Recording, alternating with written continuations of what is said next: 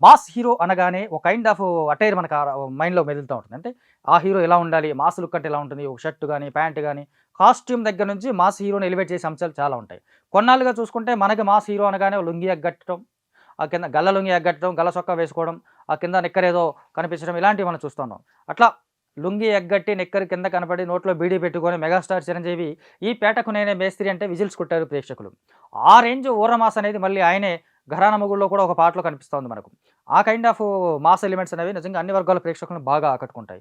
రీసెంట్‌గా చూసుకుంటే 'గుంటూరు కారంలో' కూడా మహేష్ బాబు లుంగీతో కనిపించి తన ఆడియన్స్‌ని అట్రాక్ట్ చేస్తాడు. ఇదే మహేష్ బాబు గారు 'శ్రీమంతుడు' సినిమాలో కూడా ఒక సీన్‌లో లుంగీ కట్టుకున్నందుకే దాన్నే ఒక ఫస్ట్ లుక్ పోస్టర్‌గా లేదా ఒక స్పెషల్ పోస్టర్‌గా రిలీజ్ చేసి మహేష్ ఈ రేంజ్ మాస్‌లో కనిపించబోతున్నాడు అని చెప్పేసి ఫ్యాన్స్‌ని ఊరించారు. ఇక్కడ లేటెస్ట్‌గా వచ్చిన 'నా సామి రంగా'లో నాగార్జున ఆల్మోస్ట్ లుంగీలోనే కనిపిస్తారు. బ్లాక్ బస్టర్ కొట్టేశారు. అదే కారణమని చెప్పలేం కానీ, కొన్నాళ్ళ క్రితం నుంచి చూసుకుంటే, కొన్నేళ్లుగా చూసుకుంటే, darling star pan India's box office bulldozer darling star Prabhas కొంత క్లాస్ ఆడియన్స్‌కి లేదా కొంచెం ఊరమాస్ ఆడియన్స్‌కి కొంత దూరంగా వెళ్తున్నాడు అనేది ఆయన అభిమానులతో పాటు సాధారణ ప్రేక్షకుల్లో కూడా ఉన్నటువంటి ఒక ఫీలింగ్. అదేం తప్పు కాదు. ఆయనేమి తప్పులు చేయలేదు.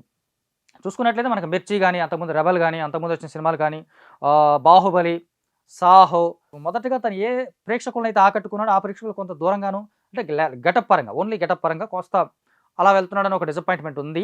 ఆ డిసప్పాయింట్‌మెంట్‌ని తీసేసి ఒక ఫుల్లీ ఎంటర్‌టైన్‌మెంట్‌తో రాబోతున్నాడు అని చెప్పేలాగా మారుతి ఆయన్ని కొత్తగా చూపించబోతున్నాడు.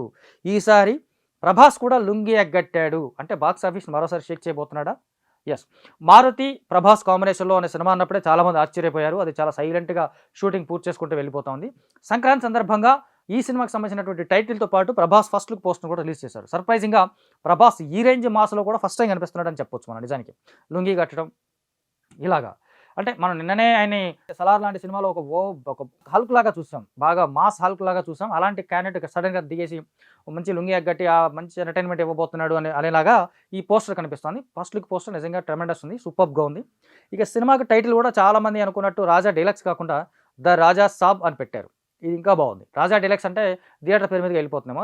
ఇప్పుడు 'రాజా సాబ్' అనగానే క్యారెక్టర్ డ్రివెన్ స్టోరీ లాగా ఉంటుందన్నమాట మనకు. అది సింపుల్‌గా మనకి ఏదైతే టైటిల్‌లోనే హీరో పేరు ఉంటుందో ఆటోమేటిక్‌గా ఆ హీరో పేరు మీద రాజా సాబ్, రాజా సాబ్, రాజా సాబ్ ఇలా ఎక్కడ చూసినా రాజా సాబ్ హీరోయిన్ కావచ్చు, విలన్లు కావచ్చు, ఫ్రెండ్స్ కావచ్చు, ఆ చుట్టుపక్కల ఉన్న క్యారెక్టర్స్ కావచ్చు.